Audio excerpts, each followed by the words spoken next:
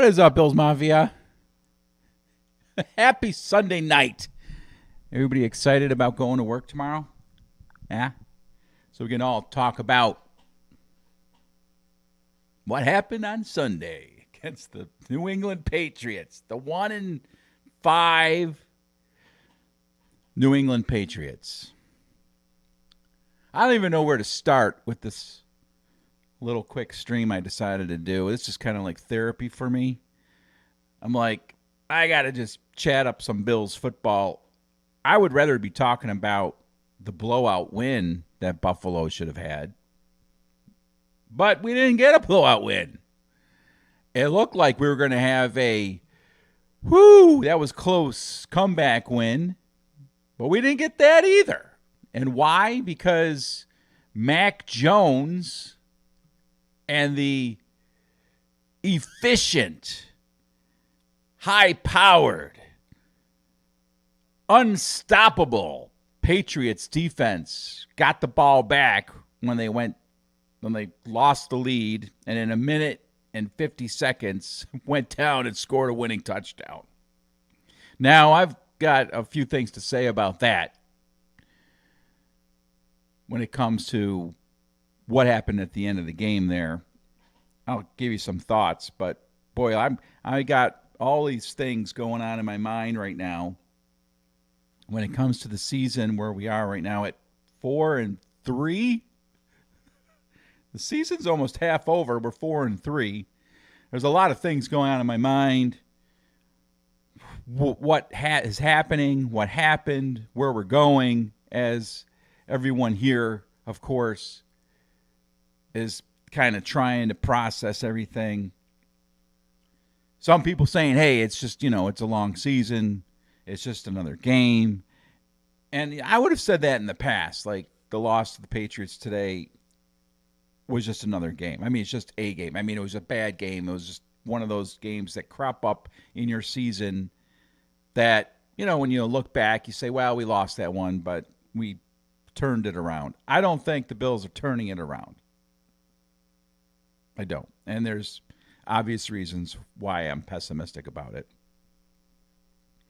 Not that the Bills aren't going to, win some more games, but they're going to lose a bunch of games also. They almost lost to the Giants. They're not very good. They lost to the Patriots. The Patriots are terrible. They lost to the Jets. The Jets aren't very good. Those right now are the three losses. Excuse me. The Giants. I counted the Giants win as a loss. They've lost to the Patriots. They've lost to the Jaguars, and they've lost to the Jets. Only the Jaguars in there could be considered a pretty good team. The Jets game you can maybe get away from because it was the first game of the season, and it's like an extension of preseason in a way. But almost losing to the Giants and then losing as they did today to the Patriots, there's a lot of concern in Buffalo. And where do we start? As I'm watching the Dolphins intercept Jalen Hurts and return it for a touchdown, and they're an extra point away from tying the game. Where do I start? Where do we start? Now, just with this loss, but with the entire season.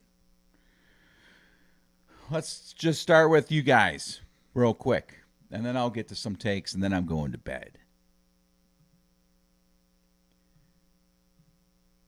Good to see a lot of my old friends in the chat. What is up, Bootstraps?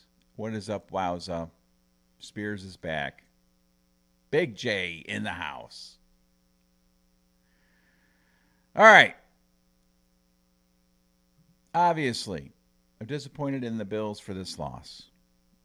Let's get it started just right from the basic nature of how we feel. We're disappointed.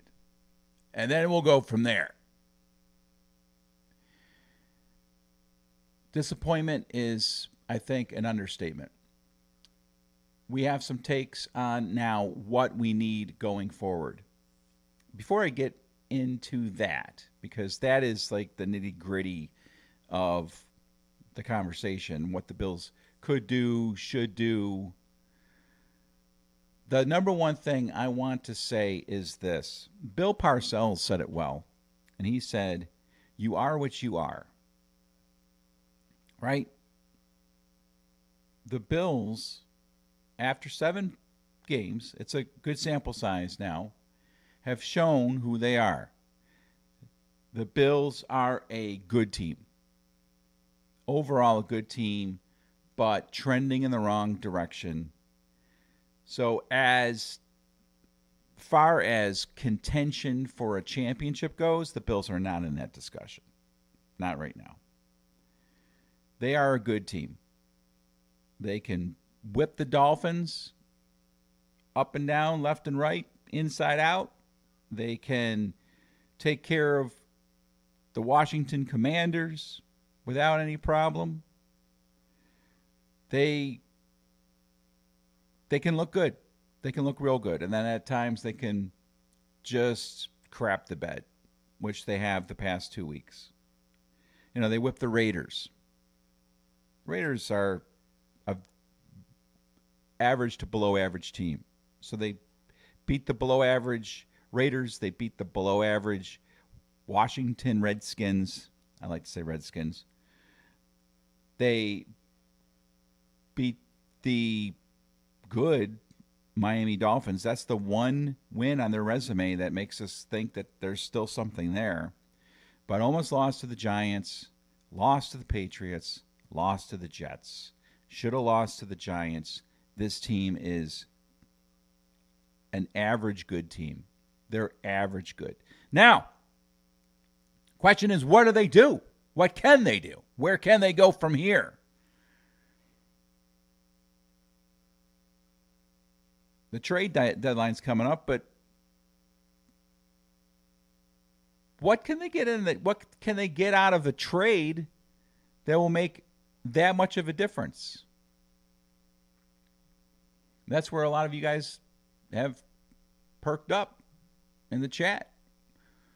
Wowza is saying, I say trade up for MHJ or wait and draft another one with our pick, or trade up but not as high, or trade for Judy or another wide receiver, maybe draft trade or an offensive tackle, defensive help too.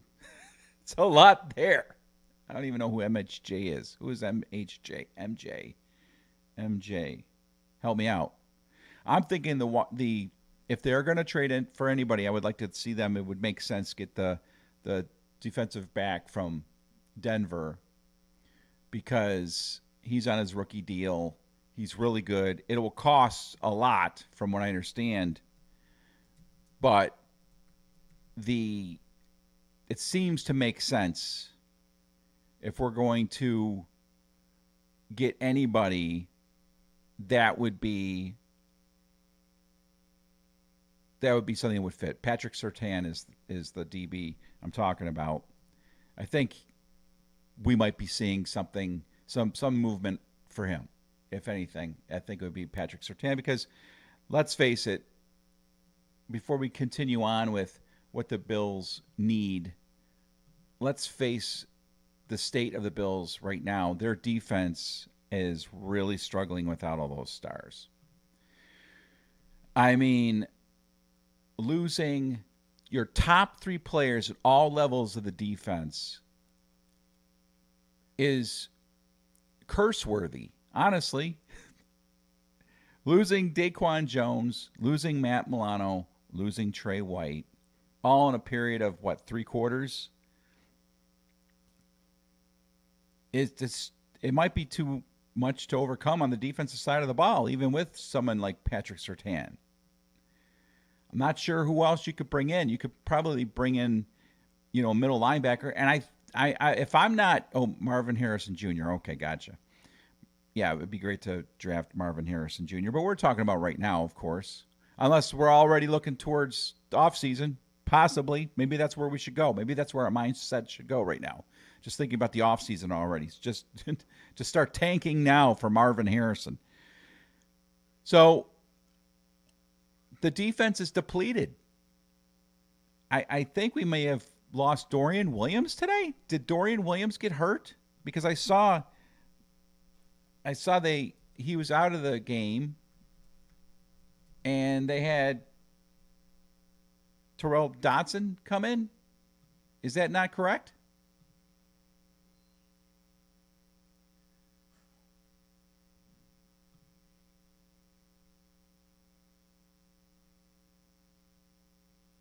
Okay, I'm not sure if Dorian Williams was injured or what, but Terrell Dodson came in, and I mean the defense couldn't stop anybody. So my point is, the state of the Bills right now, the defense isn't going to stop anybody.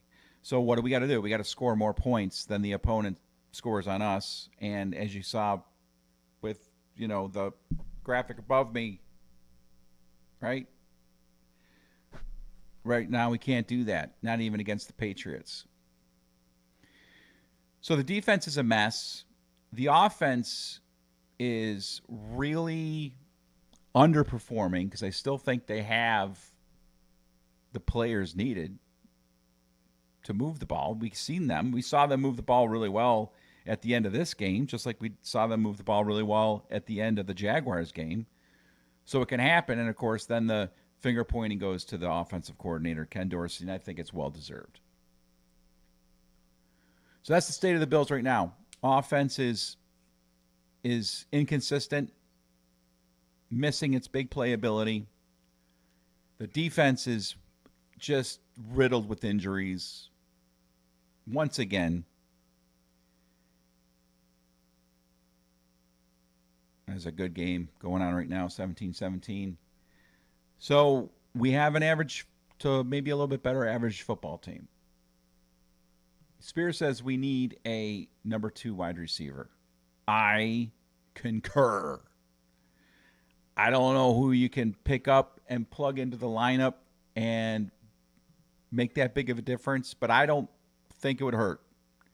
If Buffalo can get out there somehow, some way, make something happen to bring in a wide receiver to complement Stephon Diggs, because Gabe Davis, I think, has shown that he is a good number 3 wide receiver. That's what Gabe Davis is. Trent Sherfield isn't really getting on the field. If he is, I'm not seeing him. Khalil Shakir pops up every once in a while. I will say this. If there is a silver lining to this disgusting loss today, it is Dalton Kincaid. We finally saw Dalton Kincaid show that he was worthy, at least today, for a number 1 pick in the draft. The Eagles driving the ball down to the Dolphins 27. But a number 2 wide receiver is something that we're all screaming for. And the good thing about Brandon Beane is he'll pull the trigger on some stuff. And I think he will on something. He better. If nothing else, it's for optics. You got to show that you're trying to make something happen on this team. Wowza says he's more excited to watch the Sabres than the Bills.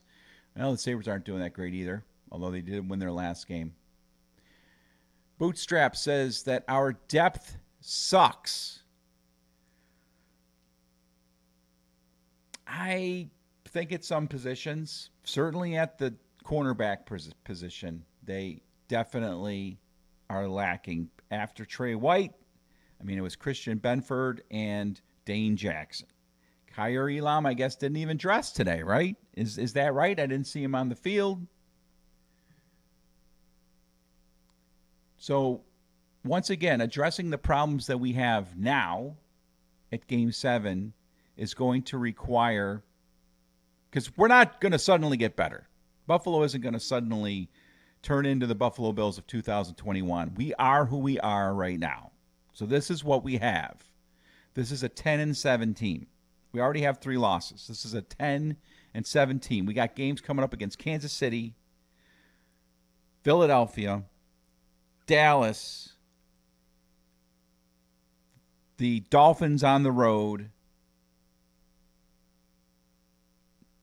We're in trouble, folks. We're in trouble. We might not make the playoffs.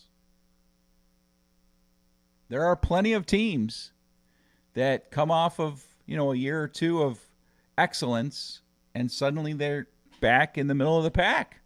That could be the case with this team right here. So, Wowza says that we should realistically be 3-4. I agree. And he's also scared for Tampa and Denver. We should be scared about every game. We should be scared about every game we're playing now. Got to watch this play. Hurts. Oh, touchdown, A.J. Brown. A.J. Brown having a nice little game. So, can we save this season? I feel like we're in that. I think that is the sentiment right now. Can we save the season? At 4-3 after losing to the 1-5 Patriots, I think that's actually a question that's not out. It's not insane to ask. Can we save the season? So,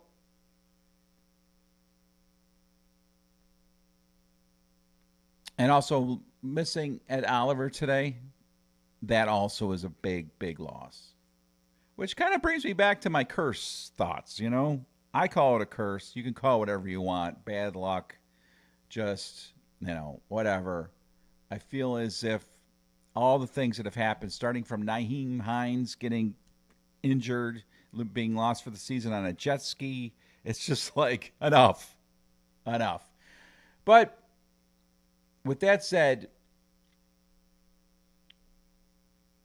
Buffalo needs two things, and that is a number 2 wide receiver, a legit number 2 wide receiver. 100% need that. And they need help on the defensive side of the ball. That's in the secondary. And so for that reason, I really hope we can make a trade with the Broncos for Patrick Surtain. I believe that would absolutely change things on the defensive side of the ball. Because I don't think we're going to get a bona fide number 2 wide receiver in a trade because we just don't have any cap space. Patrick Surtain makes total sense because he's on his rookie deal. It will cost a lot, maybe 2 number 1 draft picks. I'm okay with that because he's proven. So he's totally worth 1 number 1 draft pick. I mean, he is worthy of a top 10 pick. And of course, trading our pick away to whoever, they're not going to get a number, a top 10. They're going to get maybe a top 20, top 25. And if we send the second pick to them, we're going to lose maybe another, pick that's in the 20s. Totally worth it for me to get Patrick Surtain. But Wowza says, in a way we do. In a way we do what? I forgot what I said. Spears wants to know, do we suck?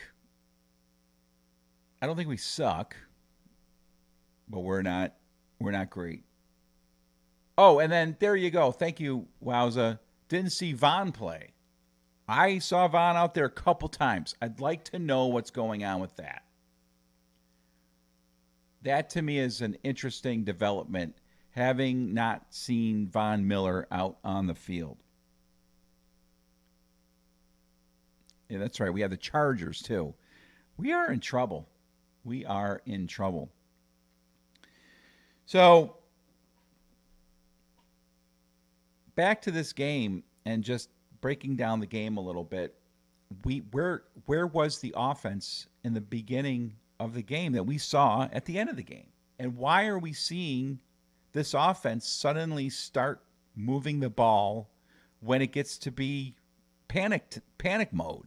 Why do we have to wait till panic mode for them to play panic mode offensive football, which has been very effective?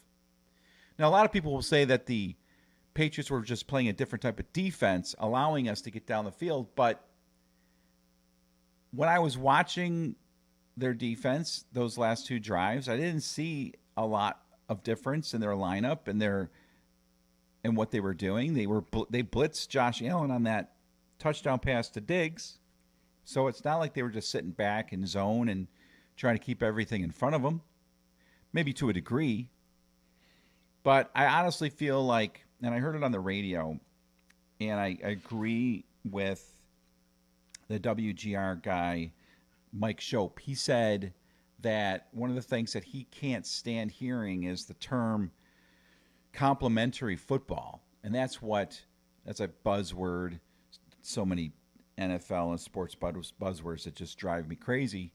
But complementary football, to me, is what he says, and that is just kind of a way of saying you're trying to be good in all aspects of the game. You want a good run game along with your pass game, and you want to obviously play good defense, want to play good against the run, play good against the pass, and I get it.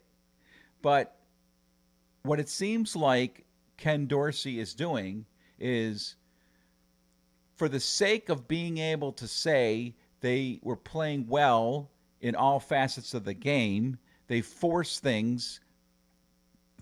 a game plan that takes away from what Buffalo does best, and that is put the ball in Josh Allen's hands and let him go.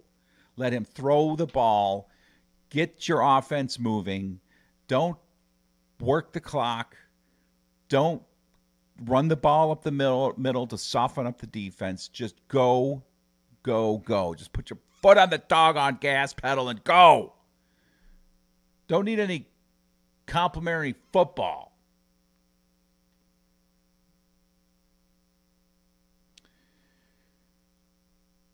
So from this point on, and I've seen the Bills do this before, where they finally say enough is enough, and they throw a lot of the stuff out that they have been trying to do that doesn't work, and they just go for it.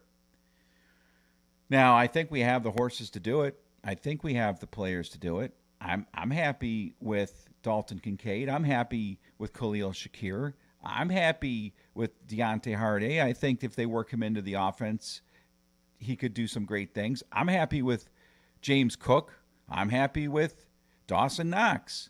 And, of course, I'm happy with Stephon Diggs, and I'm plenty happy with Gabe Davis, who had 100 yards receiving just a couple games ago. I'm happy with all these guys. There's no reason why these guys can't do what they've done in the past. And I know that we've been kind of missing our slot receiver for the past couple seasons. But how hard is it to get a guy to get in the slot and get open 5 yards down the field? Dalton Kincaid did it today a lot.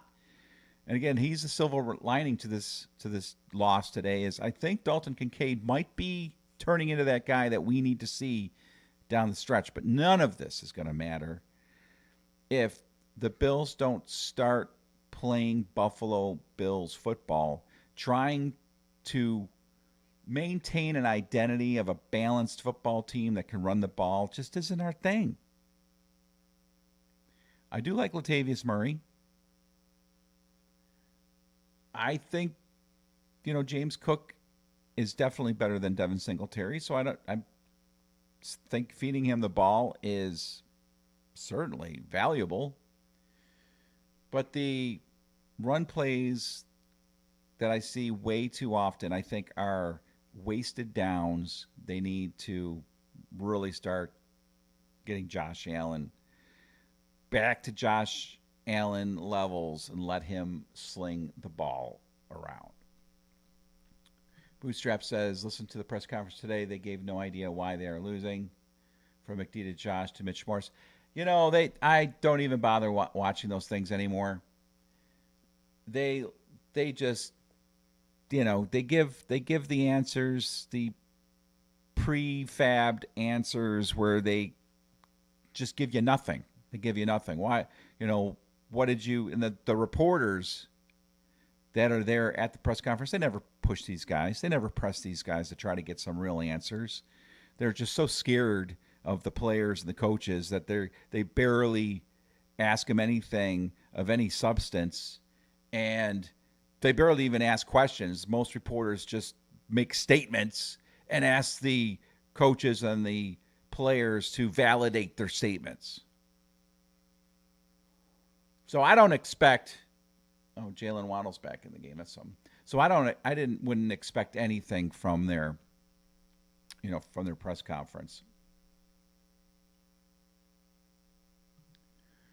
So they're hiding the reality of it, I guess. Yeah, I mean, they don't like to be criticized. They don't like to feel as if they're, you know, falling short of our expectations, and they don't, quite honestly, I think, appreciate us being the ones that are holding their feet to the fire on these things. Because, as you know, they're like, well, you guys don't know football. We do. We spend our whole lives are studying football, living and breathing football. But I'll tell you what, I know as well as you do, us fans know a whole lot more than they give us credit for. Thanks, Pierce. I'm your favorite Bills channel. Well, you must not watch a ton of the other channels because there's some good ones out there. There's that guy Rico. He does a fantastic job. He can talk forever, and he never gets boring. He's always got something to say that is worth listening to. What's up, Doge AMC Warrior? Sabres fan this year, fire Ken Dorsey. Ken Dorsey will not be fired during the season, but I could see him losing his job easily at the end of the season if Buffalo doesn't do something special. Defense was soft. Again, they were soft, but in large part because they're just missing so many guys. There was no pass rush. Greg Rousseau, I hardly saw his name called. Terrell Bernard had, I think, another pretty good game, but they were just missing Daquan Jones and Ed Oliver in the middle quite a bit. Jordan Phillips, I think he might be winding his career down. He wasn't as dominant as I have seen him in the past. So, soft defense, yes, but not horrible. They were soft on that last drive, though. Oh, that was just brutal. Brutal to watch. Wowza says McDermott hasn't been a big difference from Frazier. I disagree with that. I disagree with that take. Wowza. I think McDermott has been a lot better than Leslie Frazier. And I think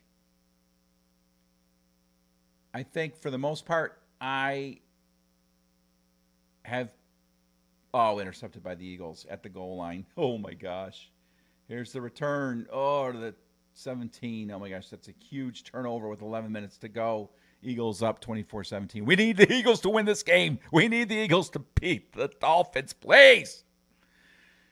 So we can be within a game of the division lead. You see how quickly things will change for us? See how quickly our little worlds will start to the sunshine, the rays of sunshine will start to trickle into our lives again if the Dolphins lose this game. It just happens like that. It's like that. The Bills will still just be a game behind the Dolphins with another game against them coming up. Anyway, what was I saying? McDermott, I think, has done well. He's done well with the defense, especially with what he's been given over the last 2-3 weeks with the injuries. I can't say for sure, but they have not have had personnel problems. They at least led. I think they led the league in sacks going into this week.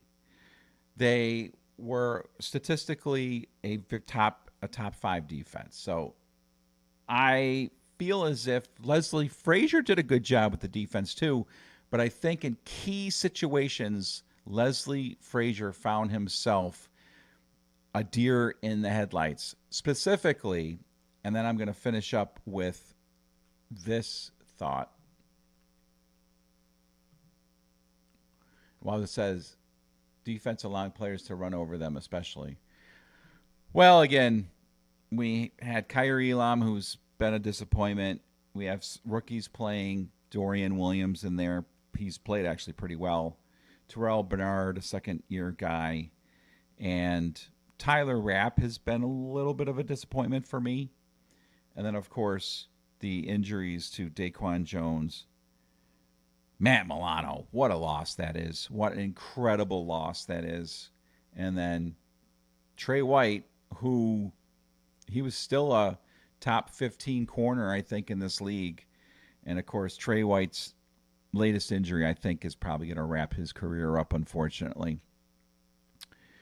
But here is the deal with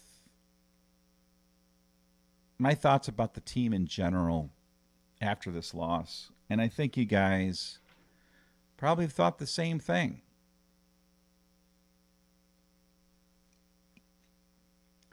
I mean, we all, as Bills fans, have thought about this. It just haunts us because we think about it all the time. I talk about it at work a lot with fellow Bills fan coworkers. And you've heard it said. And I think there's something to it.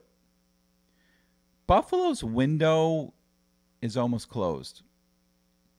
Their window was wide open. What made me think of this is their comments about Leslie Frazier. Buffalo's window to win a championship was wide open. It was wide open, and then something happened. Anybody in the chat want to just say it for me?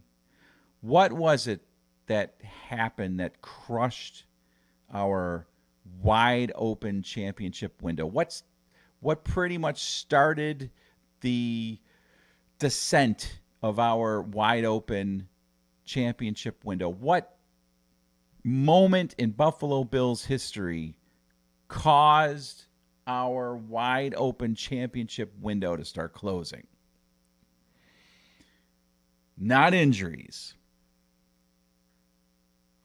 It was a single moment that we look back on and say, that was our chance.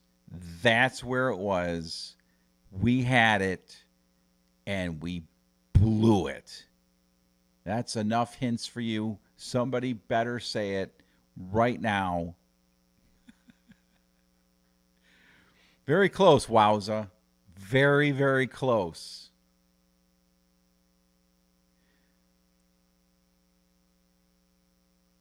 Dable leaving. That was definitely another element that is causing that window to close, was Dable leaving. But I'll tell you what, I'm not going to keep you guys in suspense anymore. I'm going to wait 13 more seconds before I tell you what it was that was the cause of this window to start closing. 13 seconds. Go. 13. 12, 11, 10, 9, 8, 7. Come on, people. 13 seconds. Doggone it. Buffalo had a shot. Buffalo was locked. I think a lock to win the Super Bowl when they took the lead on the Kansas City Chiefs with 13 seconds to go. 13 seconds. Buffalo, the week before, was perfect against the New England Patriots, blasted that team, went into New England. The defense struggled against, a very, very good Kansas City offense, but we had them beat twice. 13 seconds to go. They couldn't close the deal. Leslie Frazier couldn't close the deal. If you guys remember, the Buffalo Bills trotted out the most ridiculous defensive formation, I think, ever. The Kansas City Chiefs, with 3 timeouts left, came out with 13 seconds left and saw Buffalo's linebackers and defensive backs 20 yards off the line of scrimmage. And Kansas City said, well, thank you very much. Let me just throw it quickly to Tyreek Hill, the fastest man in the NFL, and let him run 25 yards downfield. In front of Tremaine Edmonds, the slowest middle linebacker, the biggest overpaid, overrated linebacker in the history of the NFL, let alone Buffalo Bills football. But that wasn't enough, people. The Bills then just had to do the same thing on the next play. have their linebackers and DBs 15, 20 yards off the line of scrimmage and let Travis Kelce catch a real quick pass to get well into field goal range so the Chiefs could tie the game. And we all know what happened from there. We lose a coin toss. Of course, Buckner still had to hit a 50-plus yard field goal or whatever it was. Maybe it was 48, 49. I don't know. The window started closing really fast after that game. And that's what has happened. The Bills had a pretty good team last year, came out like gangbusters, then injuries started piling up, and they fizzled out. Of course, we had a guy almost die on the field of a heart attack.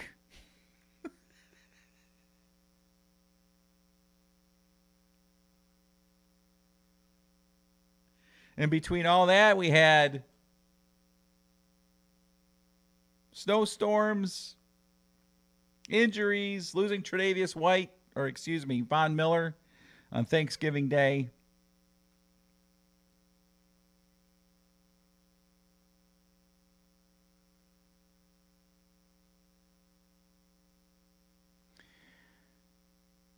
Last year, so the window is wide open.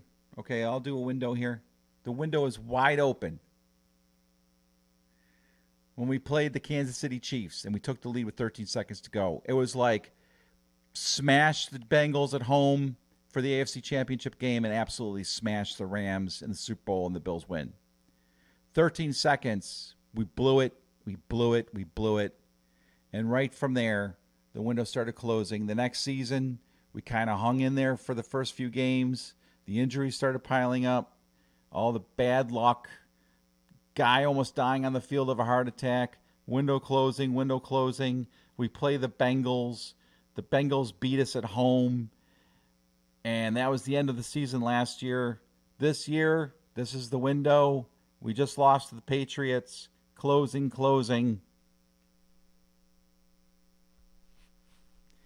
Can we ram that window back up? Can we get that window back open?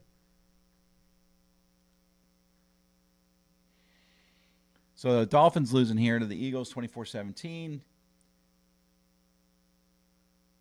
Hurts is finding A.J. Brown all over the field. Anyway, that's where we are right now. 4-3. We're still a game. Looks like we're going to still be a game behind the Dolphins, which is not a bad deal. We are who we are. We're maybe a little bit better average football team. We've got the trade deadline coming up. Buy a window. So, certainly isn't over. I said to myself before the season started, and I said it to you guys, I ain't going to get too up for, I'm not getting let down again. I'm going to enjoy the season. Enjoy the great moments still to come. I hope we'll have a few. We should have a few. Heck, we might go on a winning streak and win the rest of our games. And this stream will age poorly. It can happen. You never know. I say Buffalo needs to make a move. They need to make a move soon. Brandon Beane needs to make something happen. Somebody needs to make something happen somewhere. Or else the season is going to be over before it's over. The Bills could really actually miss the playoffs this year.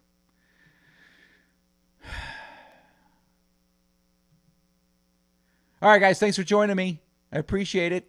That was therapy for my soul. Have a great week. Remember, life isn't all about football. It's not at all about football. It's about faith and family. Well, football's right there, man. Football is right there. I'm going to the Bucs game Thursday night. Wish me luck.